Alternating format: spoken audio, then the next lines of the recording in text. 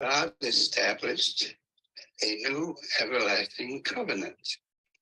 Job chapter 2, verses 28 and 29.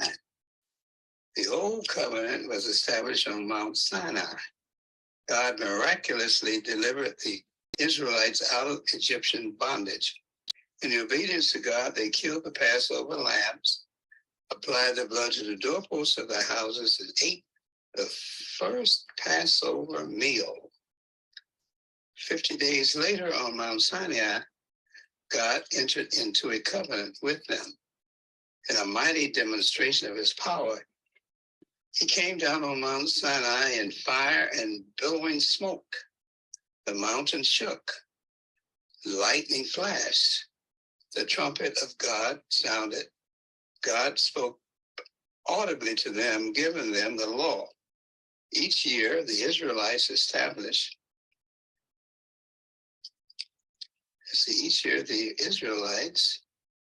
celebrated the Feast of Pentecost, 50 days following Passover. In remembrance of this day, when God entered into a covenant with them and they received the law. The new covenant was established in Jerusalem, Mount Zion, more than 1,400 years later on the day of Pentecost, 50 days following the Passover. God fulfilled his promise concerning entering into a new covenant with Israel. In the upper room, Jesus had set forth the terms, conditions, and promises of the covenant. He had prayed the perfect will of the Father that all those entering into this covenant would be made one with them. Let's see. I think that on the cross, he had offered himself as a perfect sacrifice for men's sin. And as his blood poured forth, he had forever sealed the new covenant with his blood. He fulfilled the Passover. He became the Passover sacrifice. He had risen in victory over death, hell, and the grave. It appeared to his disciples and told them to wait in Jerusalem for the promise of the Father to be fulfilled.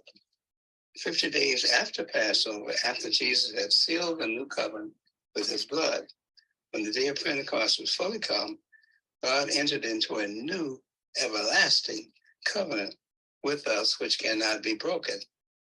In a mighty demonstration of his power, he manifested his presence in tongues of fire and the sound of a rushing mighty wind.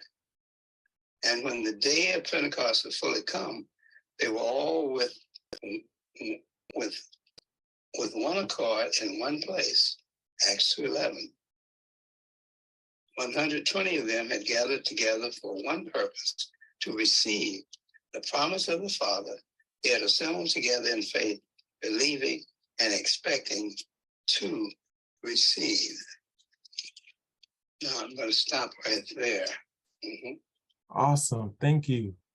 I want to remind you all to please like, subscribe, comment, share,